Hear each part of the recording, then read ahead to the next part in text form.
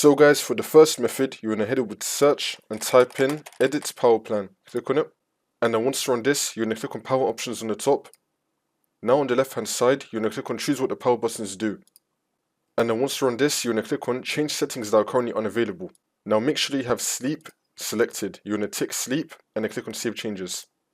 This should now enable sleep mode. If that's still not working, for the second method, you're going to head over to search and type in registry editor. Click on it and then click on yes. And then once you're on this, you can follow everything that I'm going to be doing up here. So first you're going to expand HQ local machine. Now you're going to expand system. Now you're going to expand current control set. Now you want to expand control. Now you're going to find power. You're going to click on the power folder. So we're going to scroll down till we find power. Here it is. You're going to click on this folder. And now this will appear on the right side.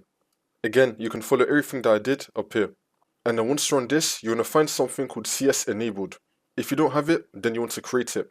So if you do not see CS enabled, then you want to right click on the white space and then click on new and then click on dword 32-bit value.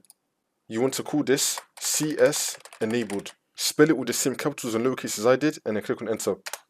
Now once you have CS enabled, you're going to double click on it. Make sure that in this box right here you have the number 0. So in the validator box, make sure that you have the number 0 and then click on OK. Now you just want to restart your computer.